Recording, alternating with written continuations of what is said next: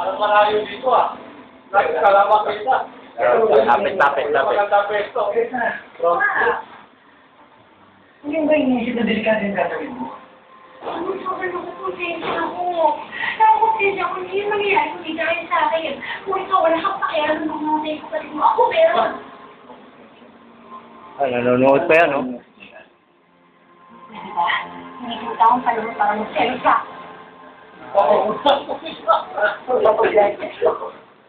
Kung magka-match ka, baby, bigay ko sa kanya ang hindi ko. Kaya hindi mo kaya. Pero ay wala akong pakialam.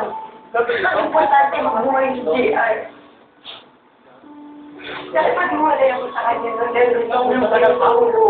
Oh, wala silver, ah. Wala ang pinag-sarili ko. Gusto ko mag... Ayos talaga, pwesto na yan, ah. Ito na buhay ko kung wala si JR. Wala na buhay ko sa JR at gagawin ko kahit ano. Iniwan si JR sa labas ng igay.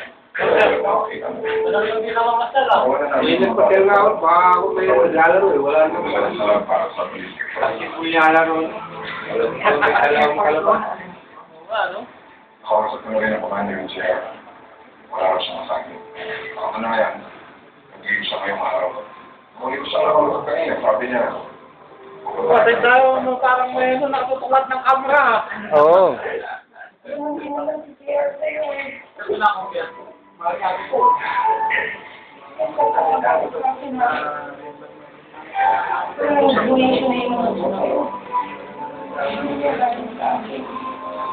Pagtarikot ko yan, paramihan mo yan, ang pagbibigay natin.